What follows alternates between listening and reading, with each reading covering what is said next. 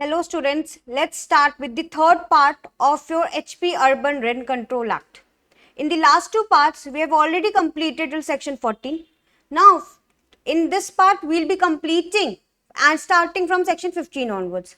We have already seen in section 14 what are the different grounds under which a tenant can be evicted. Now, there is a right of immediate possession which is given to the landlord. Now we have to see under section 15 what are the different grounds, what are the procedure which is required to be followed for recovering immediate possession. So let us start with today's lecture. Section 15 starts with the heading right to recover immediate possession of premises to certain persons. कुछ persons के पास ये right है to recover immediate possessions. तो clause 1 देखते हैं. Where a person who being in occupation of any residential premises allotted to him by central government, state government or any local authority is required by or in pursuance of any general or special order made by central, state or local authority as the case may be to vacate such residential accommodation or in default to incur certain obligations on the ground that he or his spouse or dependent child owns within the urban area residential accommodation there shall accrue on and from the date of such order to such a person notwithstanding anything contained elsewhere in this act or in any other law for the time being in force or in any contract, custom or usage to the contrary. अब कितना बड़ा section है, simple सी बात कह रहा है, अगर आप कोई पर्सन रेसिडेंशियल प्रीमाइसेस में रह रहा है जो कि अलॉट किया गया है सेंट्रल स्टेट गवर्नमेंट ने या लोकल अथॉरिटीज ने, एक तो सबसे पहले लिख लेते हैं allotted by central government, state government और लोकल अथॉरिटी. सेकेंड, और इज रिक्वायर्ड और in persons of any general special order by the state government. या तो आप जिस रेसिडेंशियल प्रीमाइसेस में रह रहे थे अब उसका ऑर्डर आया है, order by central government, state government और local authority as the case may be to vacate the residential accommodation. Vacate residential accommodation का अगर मैं बात करूं किसने ऑर्डर दिया है तो दो तरीके से, अगर वो अलॉटेड हुआ है बाय स्टेट, सेंट्रल और लोकल अथॉरिटी तब, या फिर थ्रू दी ऑर्डर आपको मिला है कि भाई आप वेकेट करिए. और अगर नॉट वेकेटेड तो you have to incur some obligation. Fine. अब अगर ऑर्डर आया है and there is this person who owns some residential accommodation, there shall accrue on from date of order to such person notwithstanding anything contained any other law. यहां पर right to recover immediate possession आ जाता है. ये order by state government, central government या वो local authority का कब होगा? सेक्शन 14 याद करिए. क्या ऐसा कोई ग्राउंड है जिसमें इमीडिएट पोजेशन चाहिए होगा? हाँ जी, बिल्कुल एक ग्राउंड है. जब आप बिल्कुल हैबिटेशन ही पॉसिबल नहीं हो उस बिल्डिंग में, तब आप कहेंगे ना कि भाई हैबिटेशन पॉसिबल नहीं है, कुछ रिपेयर्स कराने which is very necessary for the proper and comfortable habitation, and that is why now the property is required to be vacated so that the repairs can be done. Fine. Provided देखते हैं. Provided that nothing in this section shall be construed as conferring a right on the person. मतलब this above clause 1 will not apply to the person who himself or whose spouse, dependent child owns within the urban area two or more dwelling houses. ठीक है भाई. Not to apply person या भाई उसके spouse हो, ये हम person में इंक्लूड करेंगे, who owes two or more dwelling houses. मुझे रेजिडेंशियल पर्पस के लिए चाहिए ना, तो अगर वो यहाँ पर कमर्शियल नॉन रेजिडेंशियल बिल्डिंग्स 4 वो करता है within the same urban area, will it make any difference? Will I not have the right to go ahead and take the recover my immediate possession? I do have the right. जिस purpose के लिए मैं recover कर रही हूँ उसी same purpose के लिए मेरे पास और उसी सेम अर्बन एरिया में 2 से 3 हैं घर, तब मैं उसको क्यों रिकवर करूं, उसका मुझे जस्टिफाइड रीजन देना पड़ेगा कि मुझे वही क्यों घर चाहिए जबकि मेरे पास और घर हैं। बट हाँ, जहां पर मेरे पास अदर पर्पसेस के लिए घर है बट जिस पर्पस के लिए मुझे चाहिए उस पर्पस का घर नहीं है, तब मैं रिकवर आराम से कर सकती हूँ। There is no problem. Fine, now let us see dwelling houses in urban area. Urban area important है to recover the possession of more than one dwelling house. जहां पर 2 से ज्यादा हैं तो सिर्फ 1 dwelling house का आप रिकवरी कर सकते हैं।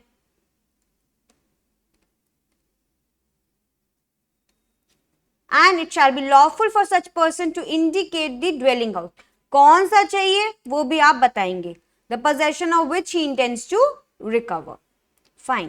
तो ऐसा नहीं है कि 2 से ज्यादा घर हैं तो आप सारे घर का कहेंगे कि मुझे रिकवरी चाहिए, इमीडिएट पोजेशन चाहिए। नहीं, आपको इमीडिएट पोजेशन किस घर का चाहिए, पहले तो एक किसी घर का मिलेगा और वो भी on the basis when there is your indicated. अगर मैं इमीडिएट पोजेशन की बात करूं तो एक तो जब बिल्कुल गवर्नमेंट का ऑर्डर तो तभी आएगा जब मुझे क्या है, जब मुझे कोई रिपेयर्स कराने, हैबिटेबल के रिपेयर्स हैं या नेसेसरी रिपेयर्स हैं, पॉलिसी चेंजेस हुई उसकी। अब जरूरी नहीं है कि सिर्फ गवर्नमेंट ऑर्डर से, मुझे खुद भी I owe property in one urban area and I want that property for immediately. कब? जब वो मुझे खुद मेरे पर्सनल यूज के लिए चाहिए होगी, मुझे खुद मेरे बच्चों के पर्सनल यूज के लिए चाहिए होगी, या मेरे सन की शादी हुई है, तब भी आप इमीडिएट पोजेशन लगाते हो। सेक्शन 14 ये भी बात करता है ना, इमीडिएट पोजेशन कब मिलेगी। तो अब उसी का ही हम यहाँ पर थोड़ा सा और एक्सपैंडेड फॉर्म पढ़ रहे हैं। क्लॉज 2, एक तो ये पार्ट हो गया। अब क्लॉज 2 देखते हैं। Where a specified landlord at any time within 1 year prior to और within 1 year after the date of retirement और after his retirement but within 1 year of the appointed day whichever is later. इसमें 3 circumstances दिए, मतलब prior to your date of retirement, after the date of retirement till 1 year और after retirement but prior to within 1 year of the date of appointment. appointment day से आप 1 साल के अंदर whichever is later आप क्या कर सकते हैं, applies to the controller along with a certificate from the authority competent to remove him from the service indicating the date of his retirement and his affidavit to the effect. Certificate plus affidavit के साथ में जाऊंगी that he or his spouse does not owe and possess any other suitable accommodation in the local area in which he intends to reside or to start his own business. Retirement के बाद with the certificate and the affidavit he'll approach the competent controller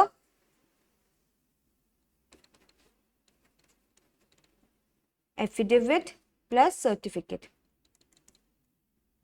क्या कहता हुआ कि देखिए officer sir, मेरे पास ना कोई इस जहां पर मैं रहना चाहता हूं वहां पर मेरे पास कोई और खुद की अकोमोडेशन नहीं है, क्योंकि आप अगर सर्विस से निकाले गए हैं तो मतलब यही है ना कि आपको अब कोई रेसिडेंशियल पर्पस जो जिस पर्पस के लिए दिया गया था, अब आप एम्प्लॉयर नहीं रहे, एम्प्लॉय नहीं रहे, तो ना you have to vacate that property. ये तो सेक्शन 14 कहता है। अब सेक्शन 15 उसी का ही थोड़ा सा अलग फॉर्म है, जो कह रहा है जब वो पर्सन या उसका spouse does not own and possess any other suitable residential building or any other thing जिसमें वो बिजनेस कर पाए।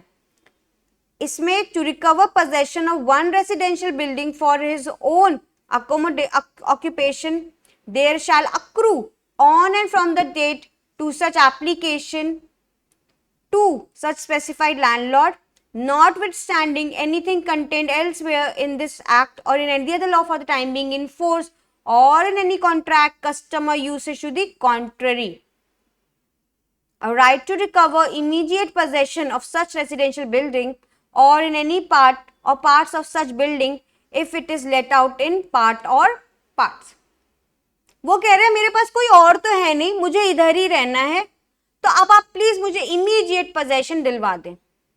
तो controller without any other law, जो कि इधर लिखा है कहीं और लिखा हो, कोई अग्रीमेंट हो एक्सप्रेस या इम्प्लाइड बिटवीन द पार्टी, वो हर चीज साइड करके उसको राइट टू रिकवरी देगा.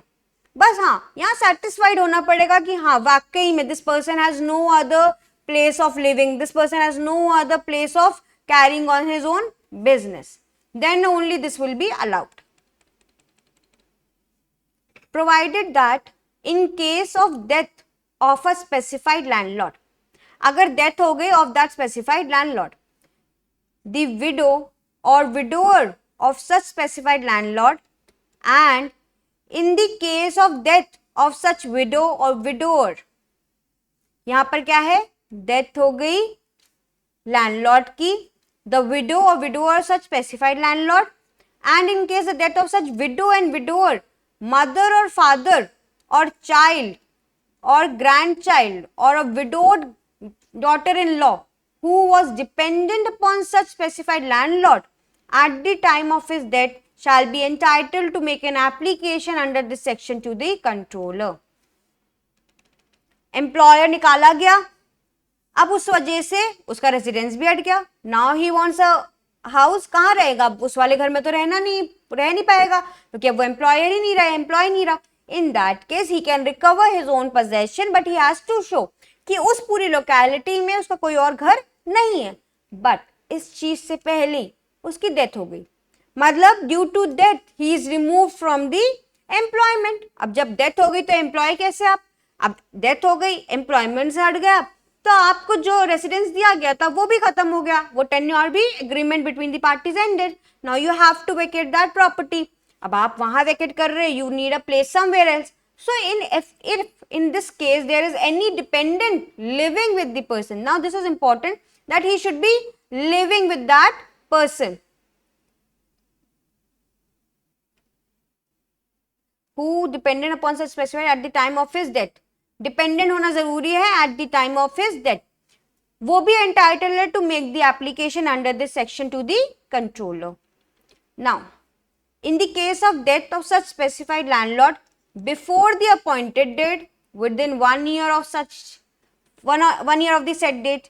ठीक है भाई, अपॉइंटेड डेट से 1 year तक, मतलब 18 अगस्त 19 कहां से 87. In case of death of such specified landlord after appointed date but before the date of his retirement within 1 year of the date, 1 year from the date of death. In case of death of such specified landlord after the appointed day and the date of retirement within 1 year of the date of such retirement.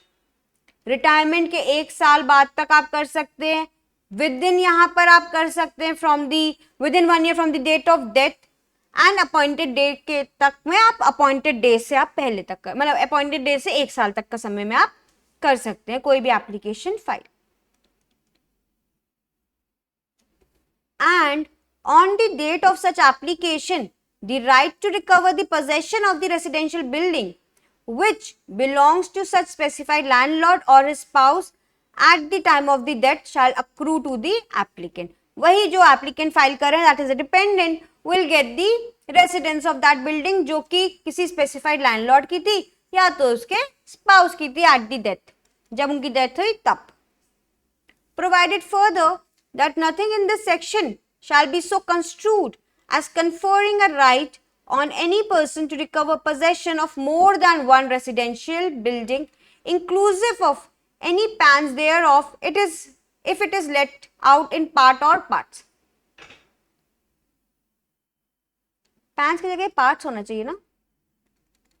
हाँ जी, यहाँ पर क्या है, अगर you have more than one residential building in any of the areas, then you are allowed to have just one. आप recover कर सकते हैं possession of anyone, ठीक है, and not more than one. Provided further that the controller may give the tenant a reasonable time for putting the specified landlord or, as the case may be, the widow, widower widower grandchildren child or widowed daughter-in-law in possession of the residential building and may extend such time not exceeding 3 months in the aggregate. ये बिल्कुल आपका equitable law है कि controller time देगा tenant को, reasonable time, कि आप please जो हमारे स्पेसिफाइड लैंडलॉर्ड है, उनके कोई भी डिपेंडेंट है, उनको पोजेशन दे दो of that residential building, and in case if needed may extend such time not exceeding 3 months in the aggregate. ये 3 months वाला तो हम कंटिन्यूसली तीनों लेक्चर्स में देखते आ रहे हैं कि जहां पर भी एक्सटेंशन हो रहा है for the tenant to put back the landlord into the possession, the time can be extended up to 3 months if not done within the reasonable time. For the purpose of this section, the expression retirement includes the voluntary retirement but does not include resignation, discharge or dismissal from service. Now this is important for your pre, क्योंकि आपसे पूछ सकते हैं कि यहाँ पर retirement में अगर रेजिग्नेशन हो रहा है, डिस्चार्ज हो रहा है या डिसमिसल फ्रॉम सर्विसेज हो रही है, तो क्या ये इंक्लूड करेगा एज ए रिटायरमेंट और नॉट? तो it does not include so. Clause 3. Notwithstanding anything contained elsewhere in this act or in any other law, notwithstanding in this act, any other law, for the time being in force or in any contract, custom or usage to the contrary, where the landlord exercises the right to recovery conferred on him by this act, no compensation shall be payable by him to the tenant or any person claiming through or under him, and no claim for such compensation shall be entertained by any court, tribunal or other authority. क्या चीज बोली गई है? In case this person, the landlord, यहां पर देखिए HP urban rent control act में rights दिए गए इमीडिएट पोजेशन को रिकवर करने के. अब according to the law given in the act, according to the procedure prescribe, if some person that is a specified landlord is thereby going ahead and recovering his possession, क्या यहां पर वो कुछ unlawful act कर रहा है? क्या वो बियॉन्ड द लॉ जा रहा है क्या? नहीं. जब ऐसा कुछ एक्ट ही नहीं हो रहा है जहां पर वो बियॉन्ड द लॉ जा रहा हो या somehow deviating from the law rules हो रहा हो, तब इस केस में why will he be paying compensation to the other party? He won't be paying any compensation. Why? Because he is following the rules given under the law itself. तो ना ही कोई compensation का आप claim कर सकते हो, that is the tenant, और ना ही he is bound to give some compensation. Understood? Very important, क्योंकि हो सकता है कि आपके माइंड में एकदम से आ जाए कि हाँ यार immediate possession ले रहे हैं, तो हमने ड्यू नोटिस नहीं दिया to the tenant, and that is why यहाँ पर तो आउट ऑफ इक्विटी अगर हम देखें तो हमें देना चाहिए कॉम्पनसेशन. बट कॉम्पनसेशन क्यों मिले भाई? यहाँ पर लॉ के अंदर with in the rules prescribe वो अपनी राइट को एक्सरसाइज कर रहा है एंड दैट इज अलाउड. और यहाँ पर तब भी तो कंट्रोलर आपको समय देता ही है, रीजनेबल टाइम देता है कि भाई आप सर्च कर लीजिए, चीजें कर लीजिए, and whenever you are ready please let the landlord move in or his dependent move in, right?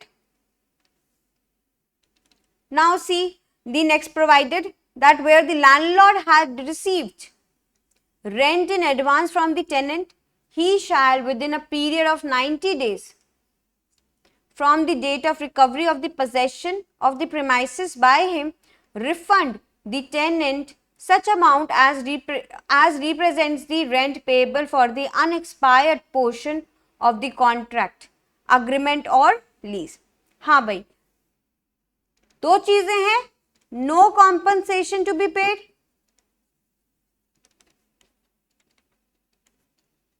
but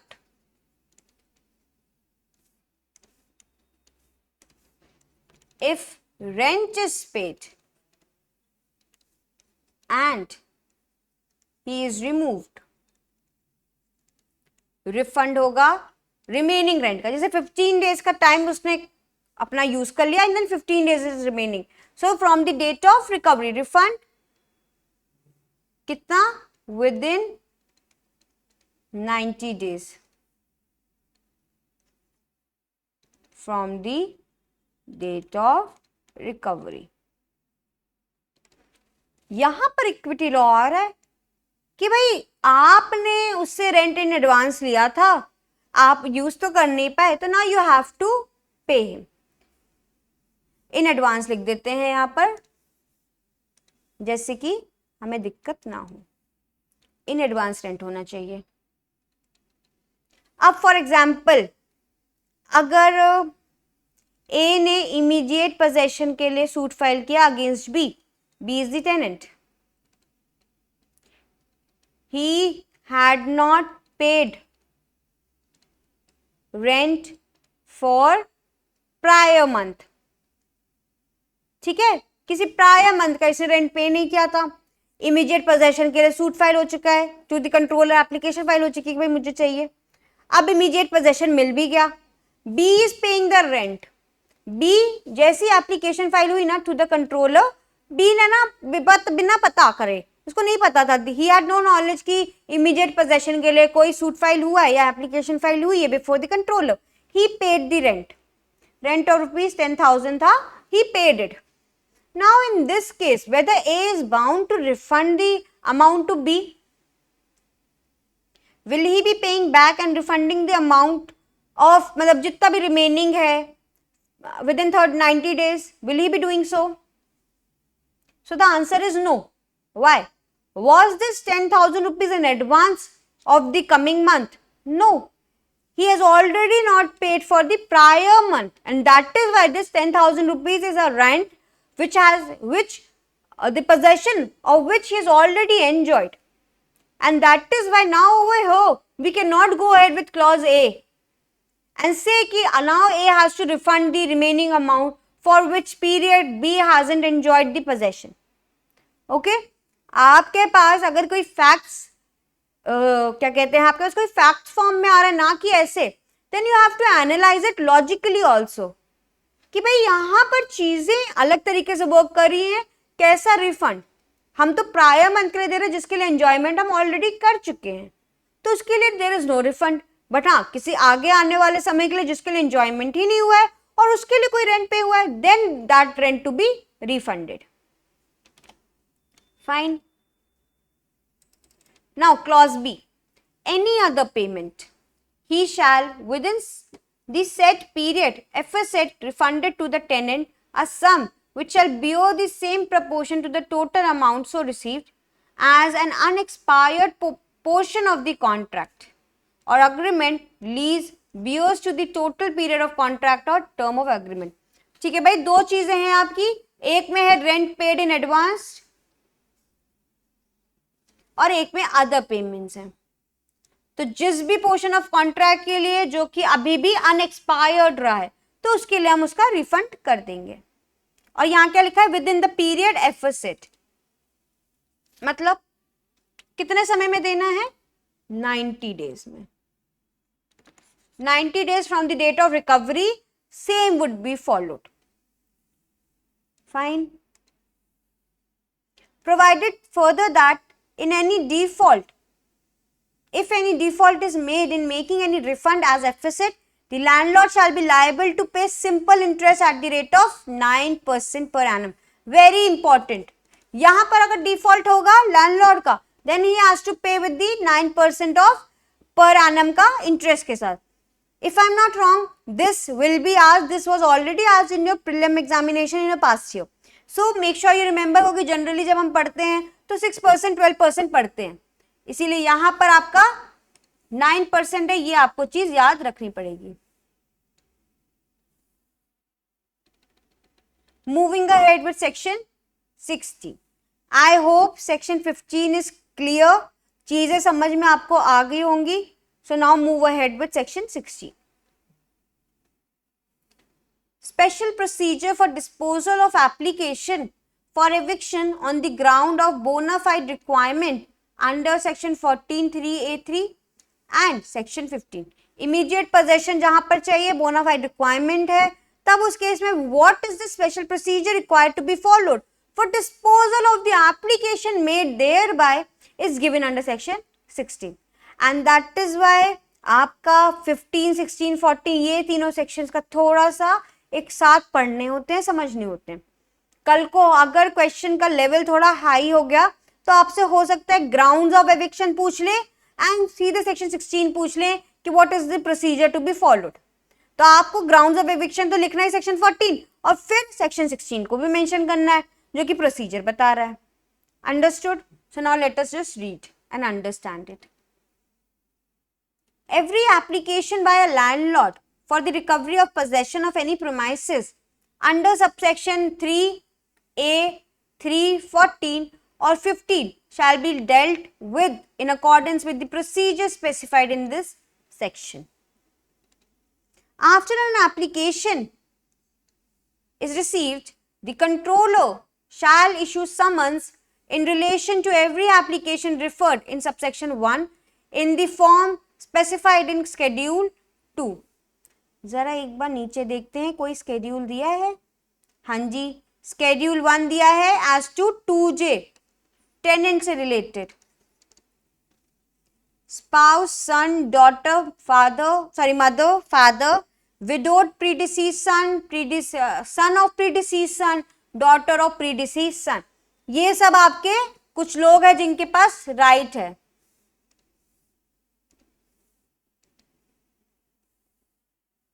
अब आगे देखते हैं schedule 2।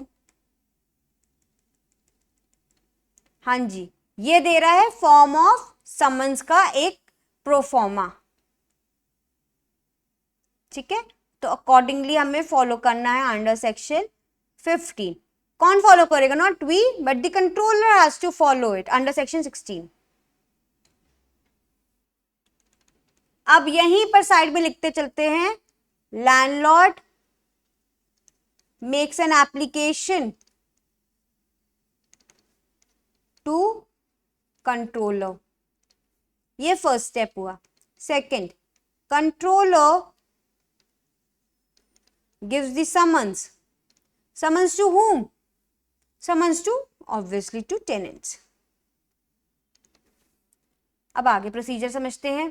The controller shall in addition to and subsequently simultaneously with the issue of summons for service on the tenant also direct the summons to be served by registered post, acknowledgement due, addressed to the tenant or his agent empowered to accept the service at the place where the tenant or his agent actually and voluntarily resides। तो tenant या उसके agent को दे सकते हैं कहाँ पर? जो CPC का सिंपल प्रोसीजर होता है, जहां पर रिसाइड कर रहा है, कैरी ऑन बिजनेस कर रहा है या पर्सनली वर्क फॉर गेन कर रहा है, वहां पर हम उसको सेंड कर सकते हैं। And may if the circumstances of the case so required also direct the publication of the summons in a newspaper। Summons दो तरीके से जा रहे हैं, या तो पर्सनल सर्विस हो रही है या फिर publication if required in exceptional cases, publication in newspaper, जो कि जिस डिस्ट्रिक्ट में वो रहता है वहां पर वो उधर ही। ऑब्वियसली ऐसा ना हो कि रहता तो वो दिल्ली में है और आप न्यूज़पेपर पब्लिश करवा रहे हैं, न्यूज़पेपर में उसकी ये समन्स पब्लिश करा रहे हैं in Gurgaon, so what is the use? तो जहां पर वो उस लोकेलिटी में जहां रहता है वहीं की लोकेलिटी में हम पब्लिश कराएंगे। चलिए ये हो गया। Clause B, when an acknowledgement purporting to be signed by the tenant or his agent is received by the controller or the registered article containing the summons is received back with an endorsement purporting to have been made by the postal employee to the effect that the tenant or his agent has refused to take delivery। या तो signed by the tenant receive हुआ हो controller को, या तो refusal हो गया हो। The controller, after such inquiry as it deemed fit, is satisfied about the correctness of the endorsement, he may declare that there has been a valid service of summons on the tenant। तो summons जब सर्व हो गए हैं, signed हो के आए हो या तो रिजेक्टेड हो, in both these cases after due inquiry controller क्या कहेगा?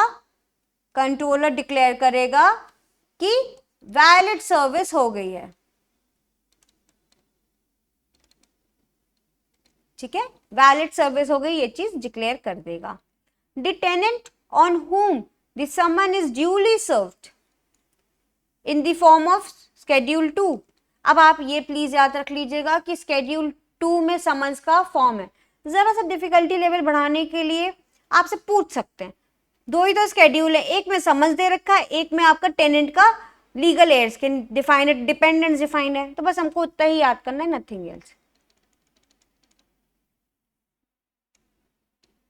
In the form specified in Schedule 2, shall not contest the prayer for eviction from the premises unless he files an affidavit stating the ground on which he seeks to contest the application for eviction and obtains leave from the controller as hereinafter provided, and in default of his appearance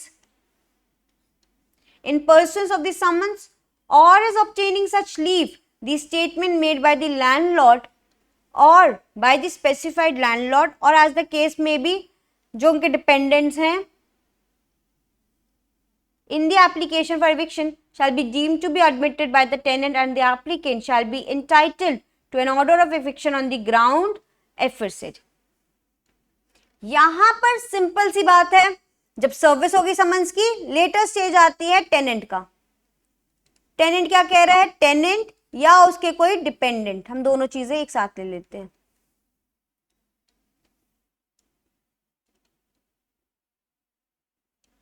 shall not contest the prayer for eviction from the premises,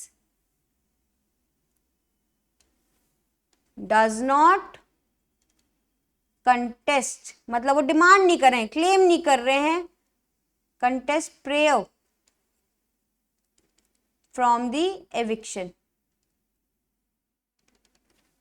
कोई eviction के लिए prayer नहीं हो रही है, and in default of his appearance, या फिर क्या हो रहा है, डिफॉल्ट हो रहा है, और डिफॉल्ट इन appearing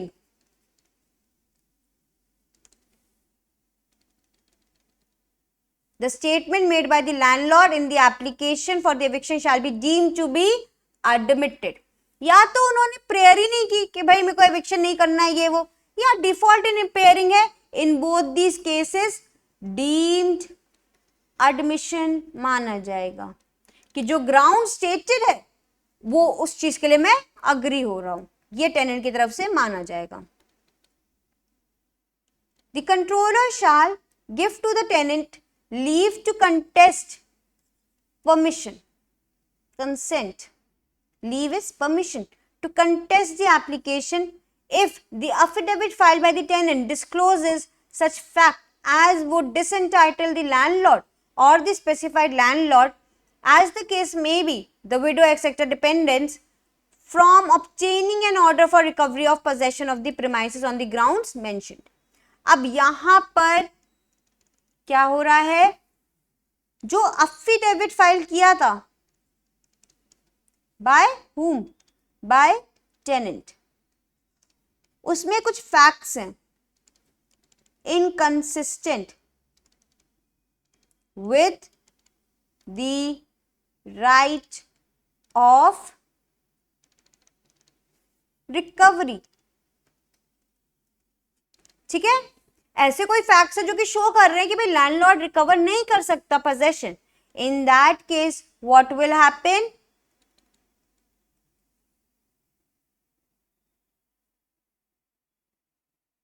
ठीक है बस इतना ही है, अभी हैपन का भी हम समझ रहे हैं। 6 where leave is granted to the tenant to contest the application, the controller shall commence the hearing of the application as early as practicable। जैसी ये चीज हुई, लीव ग्रांट हुई, वैसे हियरिंग स्टार्ट्स। कौन कर रहा है hearing, obviously done by the controller. अब आगे देखते हैं, हियरिंग चल रही है। Notwithstanding anything contained in section 14, the controller shall while holding an inquiry in a proceeding follow the practice and procedure of a small court of small causes, very important, including the recording of evidences। यहां पर जो controller की power है power is same as quote of small causes. Court of small causes की जो powers होती हैं of recording of going ahead with the hearing of the cases, वही सेम अप्लाई होगी to the controller. Very important.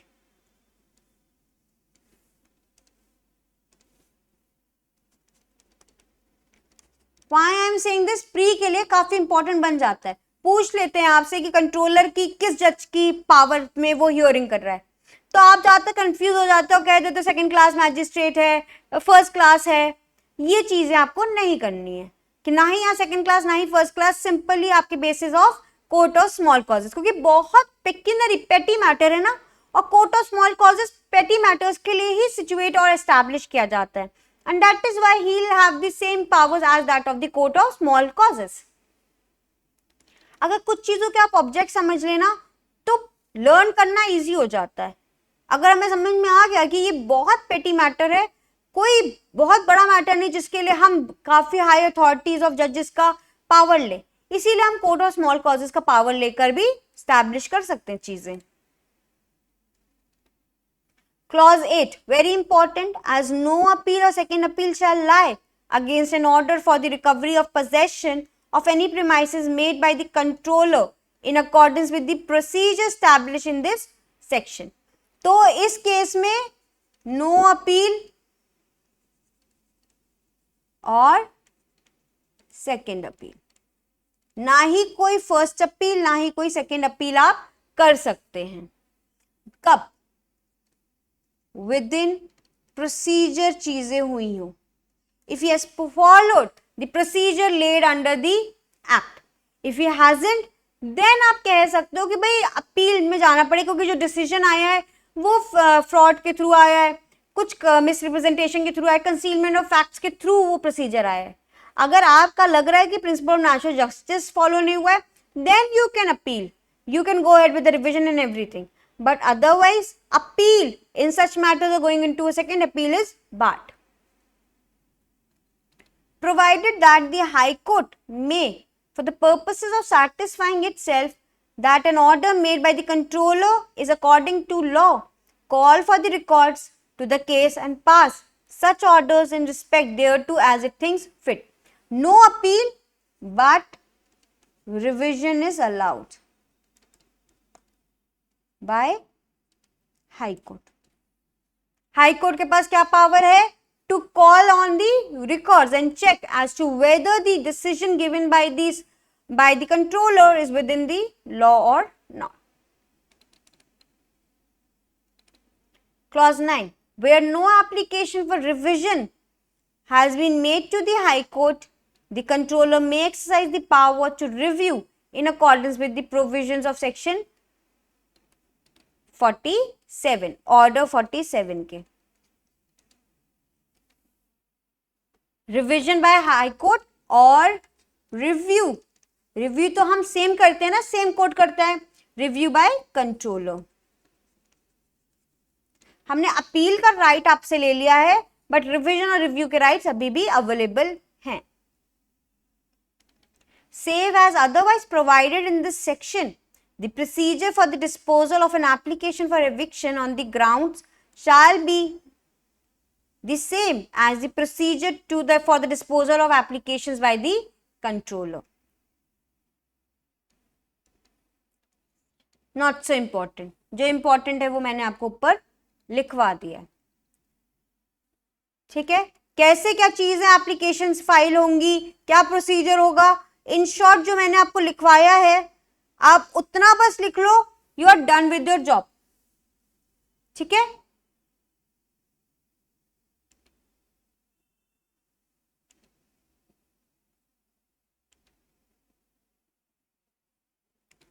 हाँ जी.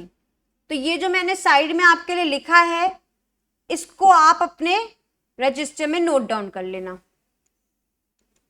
यहां से. ठीक है, लैंडलॉर्ड एक एप्लीकेशन फाइल कर रहा है to the controller, controller summons भेज रहा है टू द टेनेंट और द एजेंट. दो तरीके से समन जा रहे हैं, या तो पर्सनल सर्विस हो रही है या तो पब्लिकेशन इन न्यूज़पेपर हो रहा है.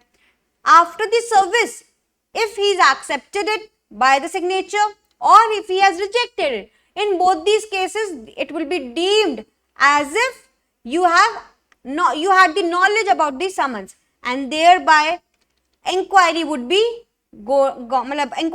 made by the controller. Now, after the inquiry, after the valid services and everything, if there are two circumstances, if the tenant or the dependent does not contest to the prayer of eviction, or secondly, if there is a default in his appearance, then in both these cases there will be deemed admission as to the ground given over there, and you are admitting that the ground given by the landlord is true, and on that basis you will be evicted. But if there is an affidavit by tenant which shows कि नहीं भाई, there is some ground or facts which are inconsistent with the right of the recovery of the possession or by the immediate recovery of the possession under section 15, in both these cases there will be hearing done by the controller. अब पहले वाले में क्या हो रहा है? Deemed admission, so eviction, है ना? आपने admit कर लिया ground, deemed admission of ground, then you thereby will be evicted. On the other hand, if you don't admit it, if you are not admitting the ground, in that case hearing होगी. यहाँ पर controller की same power as that of the court of small causes. कोई second appeal नहीं है, कोई first appeal नहीं है, बट रिव्यू और रिवीजन के पावर्स अवेलेबल हैं. रिवीजन की पावर सिर्फ और सिर्फ हाई कोर्ट के पास ये पावर है. कभी कभी क्वेश्चन पूछ लिया जाता है कि रिवीजन की पावर किसके पास है? High court, court of session, आपका द कोर्ट, CJM, कुछ भी आपके लिए XYZ नेम लिखेंगे. तो you have to remember that high revision की पावर इस एक्ट में सिर्फ और सिर्फ हाई कोर्ट को दी गई है. Now section 17, recovery of possession in case of tenancies for limited period. अच्छा, ये अब हम नया टर्म पढ़ रहे हैं, limited period tenancies.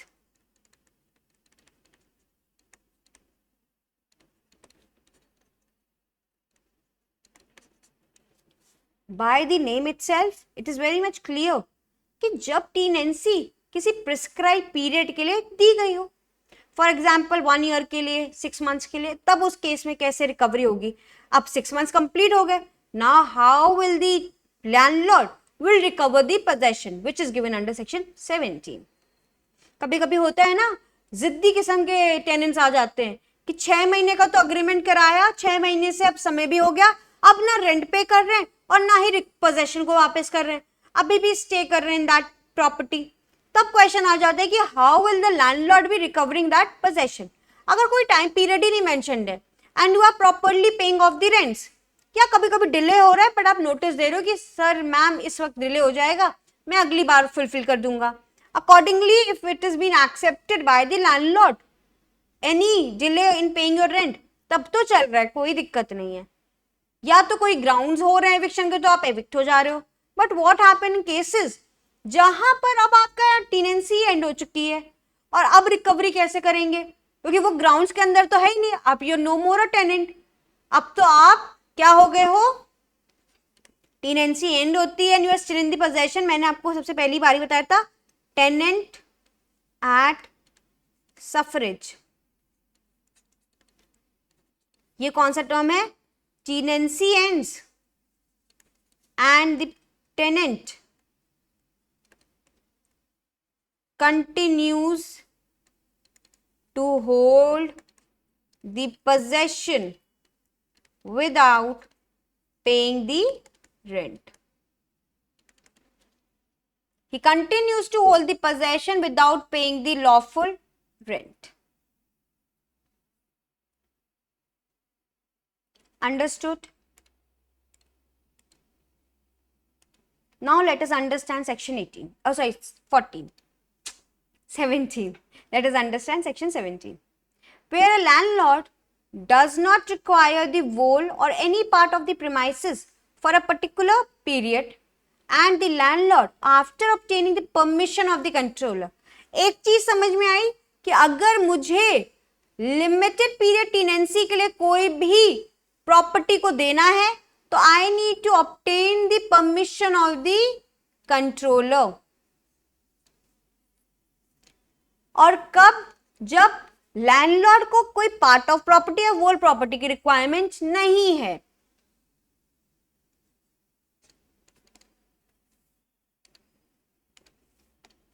In the prescribed manner, lets the whole of the premise or part thereof as a residence for such period as may be agreed to be in writing between the landlord and the tenant, and the tenant does not, on the expiry of the said period, vacate such premises.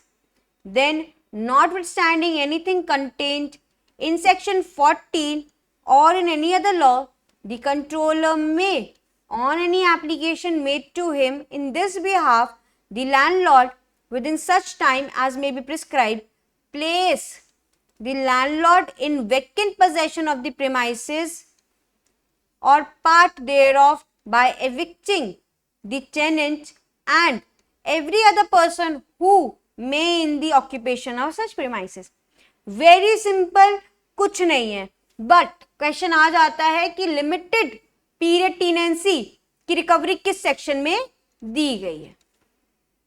मैंने आपको बताया था ना match the following आते हैं, तो उसमें section 17 भी was one of the option.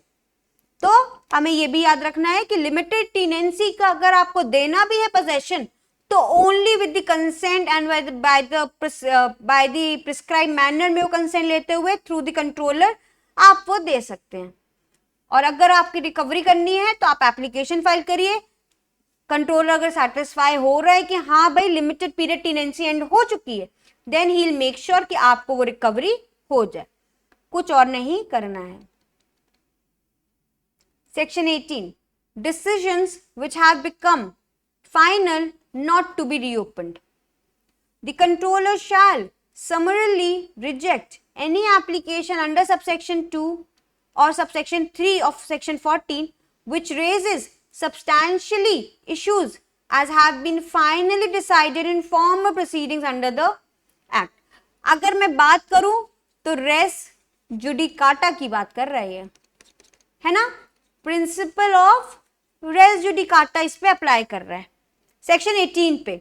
और आपको यहीं पर लिखना होगा principle of res judicata apply, क्योंकि कल को हो सकता है कि क्वेश्चन आ जाए कि in which of these sections principle of res judicata applies. यहां पर क्या कह रहा है, जो भी डिसीजंस पहले दे चुके वो फाइनल हो जाएंगे, नॉट रीओपन. और यही तो principle of res judicata under section 11 of CPC states. Right और रॉन्ग? इसी को हम कहते हैं लिंकिंग करना.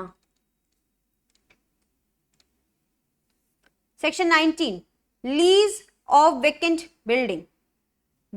Obviously the landlord has a power to give it for the to give it for renting or for the lease. अब 19 बात कर रहा है कि लीज में दी गई है. Whenever any building which was constructed before the commencement of this act and was being let out to tenants remains vacant for a period of 12 months. Let out to the tenants and remain vacant for 12 months. The controller may, on the receipt of any application from a person, serve the landlord a notice informing him that he should show cause why the vacant building be not let out to a tenant.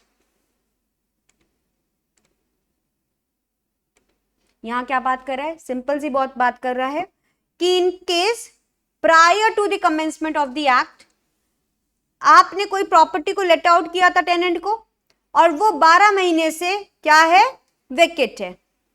The controller में on the receipt of the application from person, कोई भी person application file कर रहा है, serves the landlord notice informing him that he should show cause why the vacate building be not let out to a tenant who will pay fair rent to the landlord. On hearing the landlord, the controller may, on such terms of such building was being let out, lease the same to a person who has in his occupation no other building either as a owner or as a tenant. तो अब section 19 को थोड़ा समझ लेते हैं। वैसे तो easy section है, but then still, prior to commencement, ये एक हमें इंपॉर्टेंट पॉइंट है। यहां पर प्रायर टू कमेंसमेंट की ही प्रॉपर्टीज की बात की गई है। 12 मंथ्स से वैकेंट है,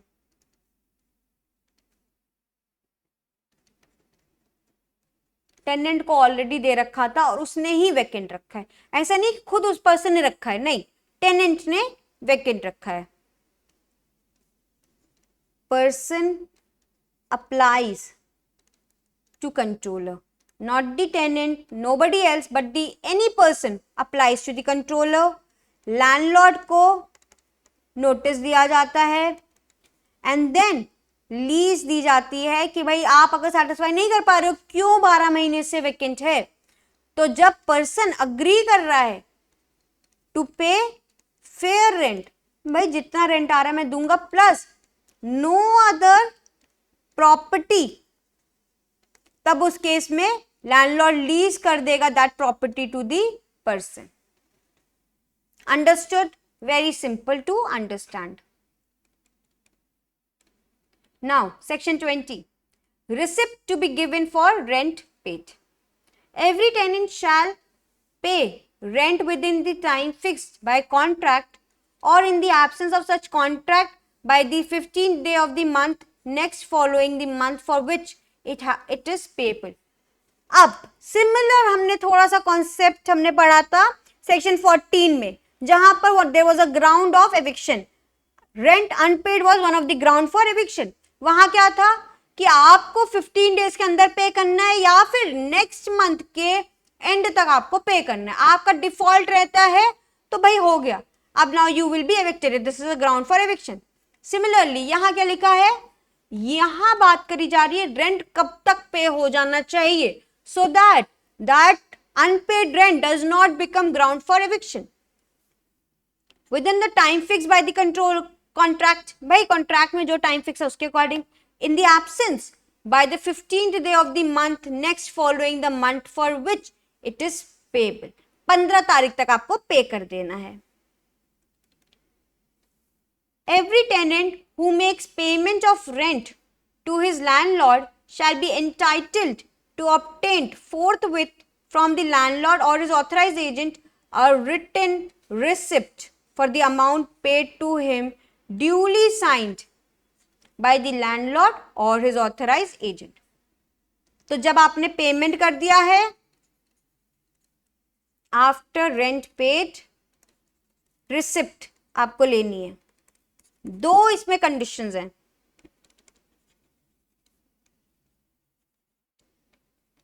साइन होनी चाहिए और रिटर्न भी होनी चाहिए।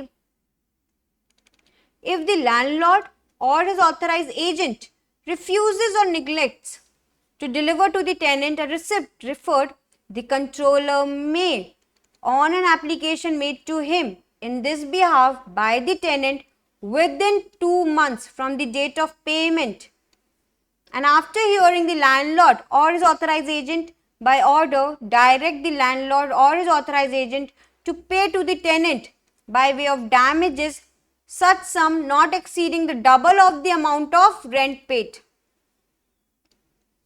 by the tenant and the cost of the application, and shall also grant a certificate to the tenant in respect of the rent paid।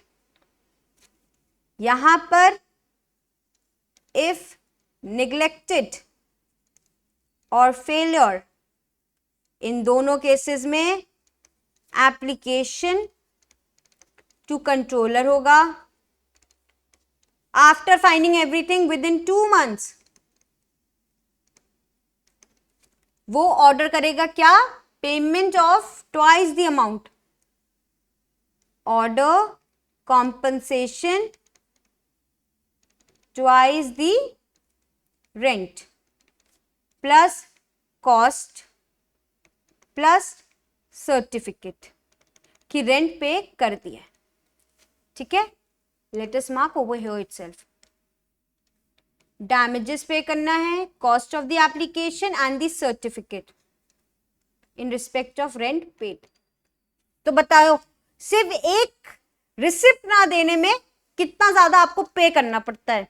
तो अगर आप लैंडलॉर्ड हैं कहीं के तो मेक श्योर यू पे द रिसिप्ट प्रॉपरली। अगर आप नहीं पे करेंगे तो जान लो भाई ट्वाइस द रेंट कॉस्ट और सर्टिफिकेट तो इशू करना ही पड़ेगा।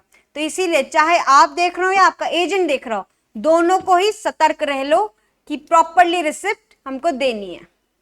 Understood?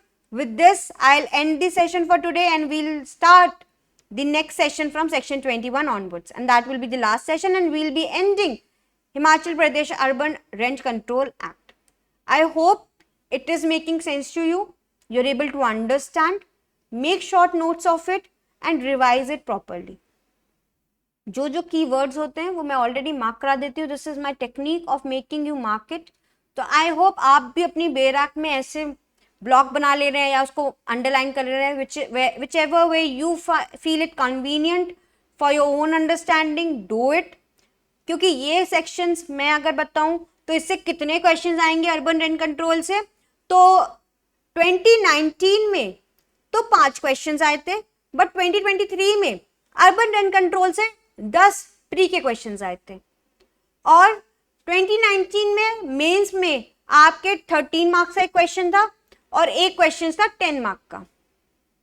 तो इसीलिए इसकी लेवरेज अगर मैं देखूं, इसकी वैल्यू देखूं तो मेंस और प्री में काफी ज्यादा है. 10 क्वेश्चंस आना from a single minor act is a very big thing. इसीलिए make sure you are studying it properly. I am trying to simplify each and every section for you so that it is easy for you to write in your mains examination as well as to remember the important points for your pre-examination. Now you have to make sure the way I am writing it, if I am avoiding one of the sections and not writing in such a way, you are supposed to write it for your own good. Understood? So make sure you are writing it somewhere else. Because आप बार बार bare act नहीं खोल सकते, minor acts की specially. Major acts तो खोलनी ही है, but minor acts के लिए बेटर रहता है अगर आप एक सेपरेट रजिस्टर में नोट्स बना लें उसके लिए, including each and every important points and highlights on it. Understood? So make sure you are doing the same and I will end the session. Thank you so much.